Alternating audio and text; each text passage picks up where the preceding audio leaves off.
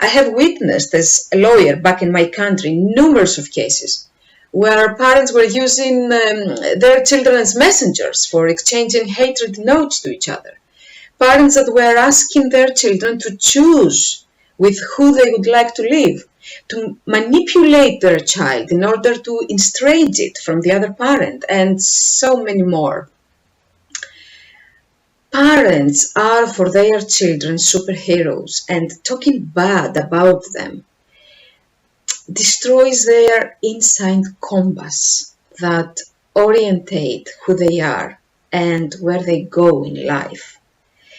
So if you want them to save you a seat to their school graduation or to their wedding or to be the one who's going to hold their first baby, then take care of your conflicts with your exes right here and right now by at least giving a chance to mediation.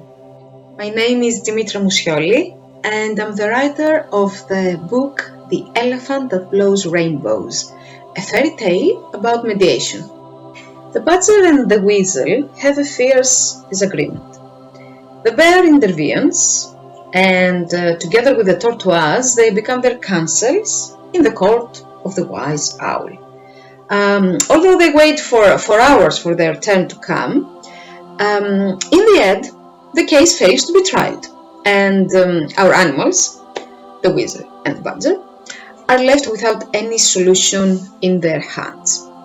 Then the tortoise suggests something they have never heard before, and despite the bear's resistance and the animal's mistrust, they finally decide to travel to the jungle to meet the elephant that would help them find a solution in a completely different and revolutionary way. All this time, the badger and the weasel have not been able to communicate together, to articulate conversation, since the bear and the tortoise were speaking on their behalf. But with the encouragement of the elephant, they managed to tell their own side of the story, to listen to what the other side had to say, to shut down their defenses, and finally find a solution that suited them best. So, why a children's book about mediation? I truly believe that if you want to change the world, you have to focus on the kids. Radical changes can only start from our schools and families when children's hearts and minds are still open to accepting the new.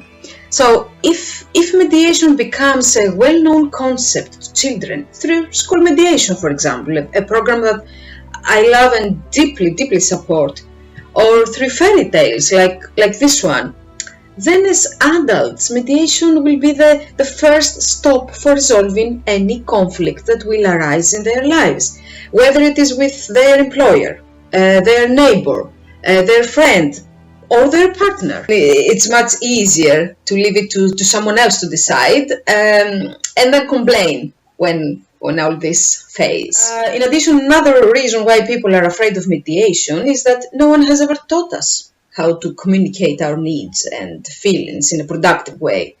Every time we feel threatened, we either attack or take a defensive stance, as we have limited conflict resolution skills. But these behaviors block the dialogue and strangle the creativity when it is time to brainstorm solutions. Another reason is that we do not trust that we alone will find a solution. We think we are neither smart nor trained enough or educated enough to lift such a huge burden. But I feel that we forget the most basic, that we know better than anyone what is best for us. Taking the opportunity, I would like to stress the importance of mediation as a great tool, especially in divorce conflicts. Being a parent is a role that never ends. No matter how good husband or wife you were, you still have the responsibility to raise your children, and your duty is to keep the communication on with the other parent, no matter what. Only in the security of this process can we accept that there is another point of view. Think creatively, outside the box, and realize that there are no such things as black and white zones, but a whole range of colorful possibilities, just like the rainbow of my fairy tale. So, Susie, I would like to thank you for having me here with you and by giving me the chance to talk about my book. I really hope that children, parents, and teachers and mediators, why not, will enjoy reading The Elephant That Blows Rainbows.